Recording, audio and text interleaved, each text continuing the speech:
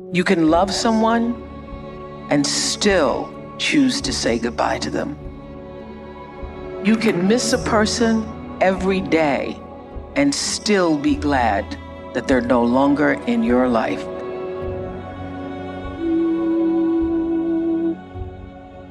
If somebody want to walk out of your life, let them go. Especially if you know you done everything you can do, you done sat around and been the best man or the best woman you could be, and they still want to go, let them go. Whatever they're running after, they'll see what they had in a minute, but by then it's going to be too late. Because you'll sit there and you'll go, because half these people you be sitting around crying about it, worry about 2-3 years from now, you ain't going to even remember their last name. Letting go can make you unstoppable. I know because I let go of a relationship and reclaimed my life. And I know that letting go can create the best of change for each and every one of you. Sometimes you just gotta accept that certain things will never go back to how they used to be, because certain people will never go back to who they used to be in your life. Sometimes you just gotta wake up and realize that what you're holding on to just doesn't exist anymore. And the more you can accept what is, the less you'll be controlled by what was. You gotta stop hanging on to someone who has let go of you. Stop losing yourself to someone who has already left you. Forget trying to find closure. Forget trying to find understandings to their reasons. Forget trying to see if they're happy in their new relationship. Stop focusing on them and start focusing on you. Let folks go, son. Some people come in your life for a lifetime, some come for a season. You got to know which is which. And you're gonna always mess up when you mix them seasonal people up with lifetime expectations. You can't, they got people that done got married with people they was only supposed to be with for a season. They done got married to people they only supposed to be with for a season and wonder why they having so much hell in their life. They are not who you thought they were. The idea that this person was a trustworthy, faithful companion is not true. It is not true. That person does not exist. They didn't exist and they don't exist. It was in your head. It was in your head that this person was trustworthy and they were everything you wanted them to be and they were a faithful companion. That is a lie. They are not that person. They have proved it. They have proved it by their actions. So move on, and at the risk of sounding callous, get over it. Listen, I put everybody that come in my life in the category of a tree. Some people are like leaves on a tree. Wind blow, they over here. They unstable. Blow the other way, they over here. Ain't nothing. Season change, they wither and die. They gone. It's all right. That's some people. Most people in the world are like that. They just there to take from the tree. They ain't there to do nothing but take and give shade every now and then. That's all they can do. But don't get mad at people like that. That's who they are. They ain't gonna never be nothing. That's what they put on this earth to be, but be what they are, a leaf. Some people are like a branch on that tree. You gotta be careful with them branches too, because they'll fool you. They'll get there and make you think they're a good friend and they're real strong, but the minute you step out there on them, they'll break and leave you high and dry. But if you find you 2 or 3 people in your life that's like the roots at the bottom of that tree, you are blessed, because that's them the kind of people that ain't going nowhere. They ain't worried about being seen. Don't nobody have to know that they know you. They ain't got to know what they're doing for you. But if them roots wasn't there, that tree couldn't live. You understand? And they ain't got a tree can have 100 million branches, but only a few roots down at the bottom to make sure it get everything it needs. I'm telling you something. When you get you some roots, hold on to them. But the rest of them, let it go. Just let it go. Let folks go. It's okay to be alone. So people get freaked out when they're alone. It's okay to be alone. It's okay. It's okay to be alone. There's no big deal. Enjoy it. Do something productive and build that trust up in yourself. Look back at the situation, learn from it. We do that. It's an post-operational debrief. Oh, you've put too much trust in somebody? Cool. They broke your heart? All right, roger that. Let's see. What were the steps? What should I have recognized? How many times did I say, well, they didn't call me, but it's probably just because their phone was out of battery. No. Once your phone runs out of battery once, okay, you don't let it happen again, right? So you start seeing those red flags, see the mistakes that you made. And then look for them next time around, because you deal with people all the time that they made mistakes the first run, They go back and they make the same mistakes the second run. They go back and make the same mistakes the third run. That's when you got to start blaming yourself on your situation. That's why I said you got to like build a relationship with yourself. You got to learn yourself. You got to learn to trust yourself. When you get to a point in your life where you look at people and you go, okay, wait a minute, you or me, you will make a decision. Because when you telling folks to do something, and I never throw nobody away. I've never in my life just thrown nobody away. Just say, look, don't bother me no more. Don't talk to me. I've never done that. What I do is I tell you, say, look, this thing you doing right here, that's going to cause a problem. You need to fix that. Because if we're going to be friends, we're going to be cool, you got to fix that. And if you don't, we're going to have an issue. If you see somebody fix it or they even trying to fix it, that's somebody that care. Keep them people around. That's a leaf that's trying to grow up and be something else. You understand? But if you tell somebody that what you're doing is hurting me and I need you to stop it and they keep doing it, they don't care, move on, let them go. No matter how much it hurt, let them go. And it'll get easier, I promise you, every day it'll get easier and easier and easier. You just gotta make it through. You hear me, sonny? And see, you gotta learn how to be by yourself, son. People have to learn how to be alone. I don't understand all these people, oh, I need somebody. Lord, where's my man? Lord, where's my woman? That is crazy as hell. If you don't know how to be by yourself, what you gonna do with somebody else? Moving on is less about what you're moving on to and more about what you're moving on from. Okay? It is less about what you're moving on to. Some of us, we stay stagnant, we settle for less, we stay in a situation that isn't good for our life, we stay in a job, we stay in a relationship, we stay in a friendship, we stay in a partnership that isn't good for our life because we don't know what we're gonna move on to. We're so afraid to be alone. We're so afraid to go on that journey without, because a lot of us, that's all that we know. We've been codependent on that situation. For me, I was codependent on football. There's relationships in my past that I was codependent on, and I would rather settle for a little bit and settle for less than actually move on with my life. Some of us, we're so afraid to be alone. We're so afraid to go alone that we will stay stuck in a situation that we know isn't good for our life. So everybody type this in the chat right now so I know that you get it. Moving on is less about what you're moving on to and more about what you're moving on from. Why am I holding on to this? How is this serving me? And really think about the answer. Maybe it makes you feel validated. Maybe it makes you feel righteous. Or maybe taking on the pain is your way of recognizing the injustice so that even though it won't be made right, it can at least not be forgotten. Then I ask you, again, ask yourself, do you want to be right or do you want peace? Woo! This was huge for me. The unfortunate fact is that having both may not be possible.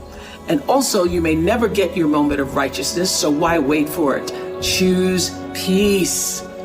What I know for sure is that in this world, time is a moving on, and it's our most valuable commodity. You can never get it back. So staying in that loop, playing it over and over in your head of hurt only amplifies your pain. Let it go. Exhale, make room in your heart for something that is uplifting. Surround yourself with people who want the best for you. You have the ability to shift the DNA of your spirit and control how you perceive life. So why not lighten your load and let it go?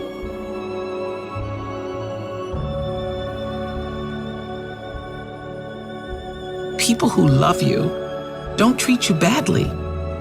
Love doesn't hurt, it's supposed to feel good.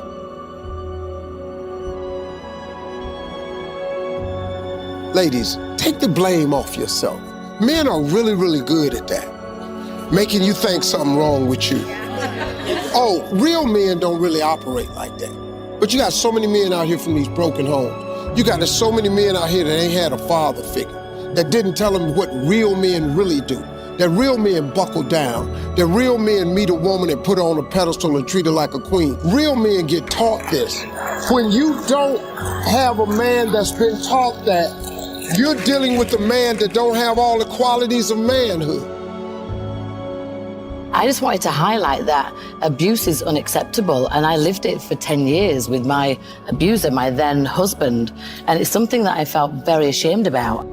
And when you're in an abusive relationship, you don't want anybody to know that. It's very embarrassing and you feel very riddled shame and guilt. And when I left my abuser, I was wanting to speak about it loud and proud, like this is not okay, and I'm one of the lucky ones. I got out, and it took me 10 years to find the courage to actually leave that behind. If you don't get the lesson, it's a benevolent universe. It will come back wearing a different pair of pants in a different form. It will show up again to see if you really got it. So what is the great lesson for us? I mean, it really is what Oprah's saying, which is that when you get a red flag or I say a caution, a yellow blinking light, don't let it go to red.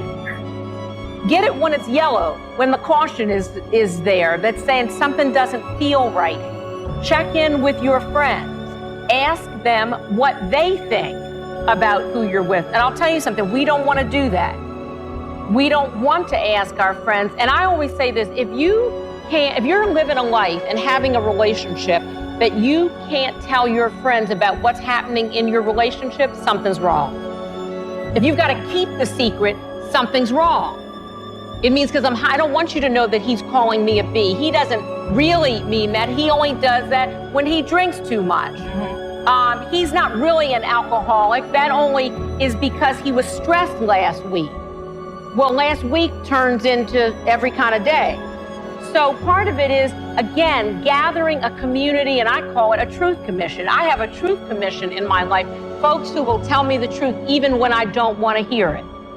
And we all need that. Yeah, I have it too. You know, we need somebody who will say, you know what, that is like not, I mean, I have you're it. out of your mind right now. If you've been in a relationship for 12 bad years, do you want to do 12 more? Stop collecting red flags. What y'all saving them for? Once you get so many red flags, y'all ought to sew them all together, tie them around your neck, and fly your ass out of there. Think of all the times you let a man treat you badly, or someone, your friends, walk all over you. How many times have you let hurtful words or criticism crush you? Well, I was one of those people who was raised not to have a lot of self-esteem. And I know anybody else who was physically violated as a child, as I was, got whippings every day. The lesson of a whipping, the lesson of being heavily disciplined with violence is that you're not worthy, that you're not good enough. And so it takes a long time to get a sense of self-worth and self-value.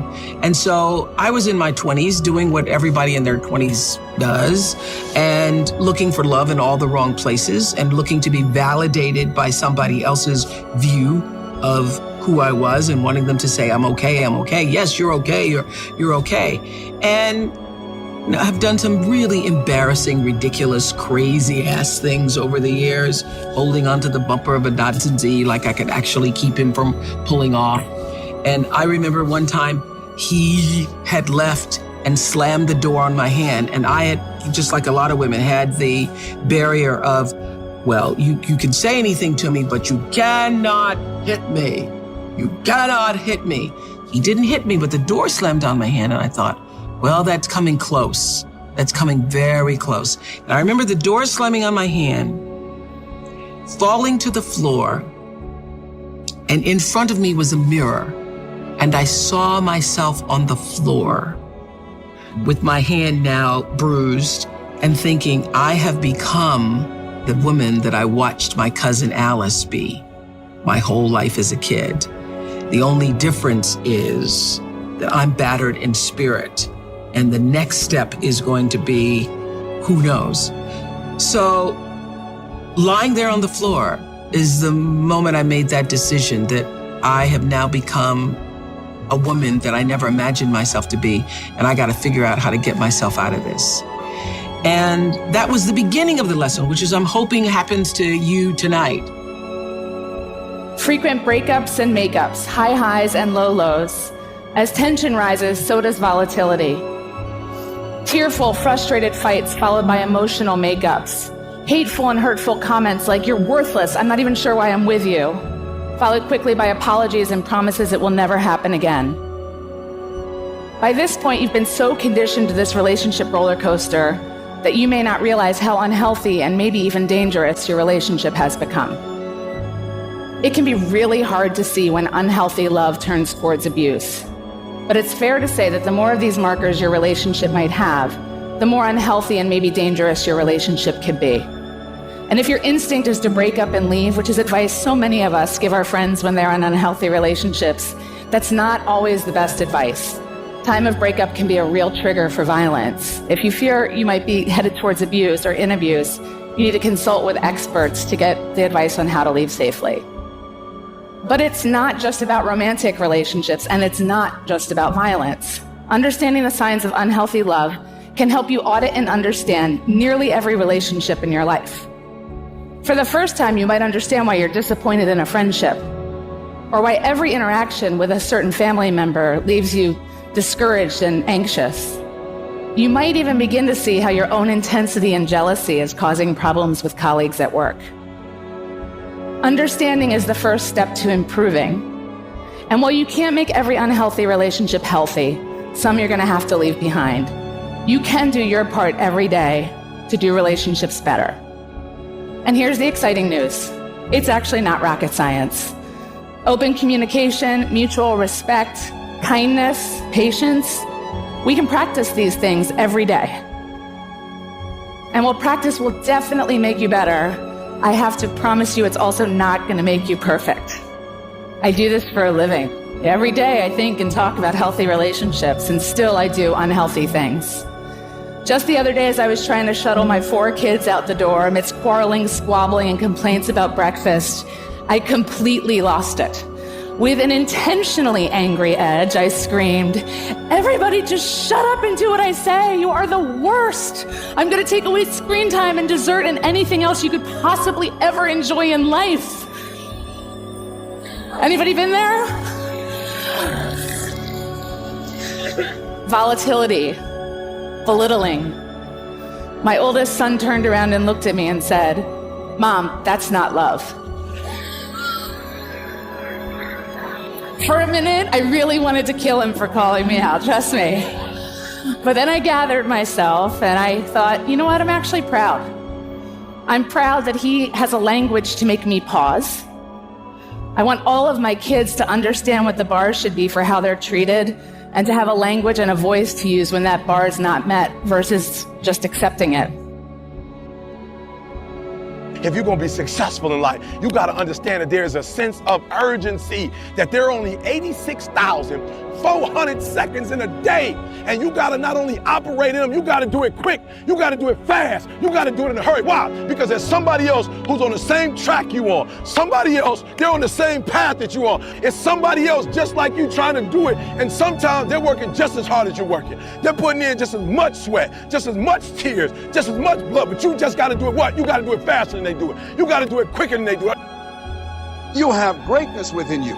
You have the ability to do more than you can ever begin to imagine. See, I believe that anybody through observation and practice can perform at the level of excellence.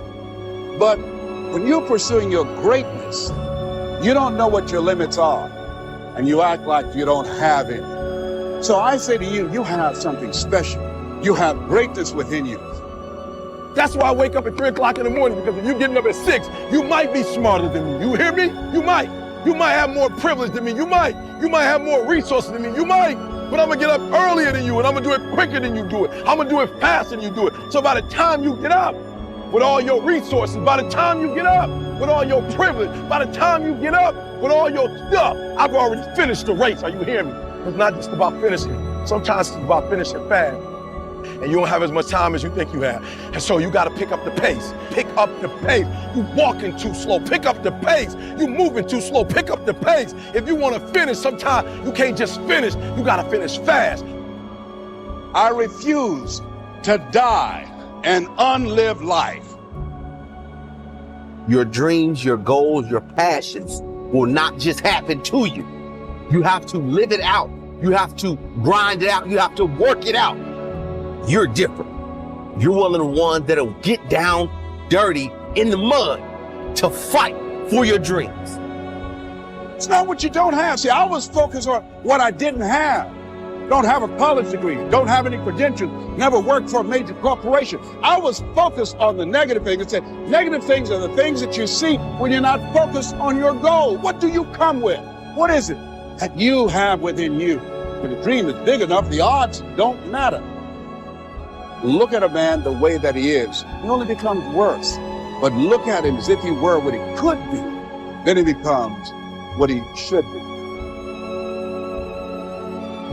I want to challenge you right now about raising your goals and stretch yourself. Foot down, make a change. This is your hour. If you're the smartest person in your group, you need a new group. You cannot be the go-to person in the group. You run around with losers, you will end up a loser. So, just upgrade your friends. Join a new crowd, join a new group. Align yourself with people that can encourage you, people that you can learn from, people that you can grow from.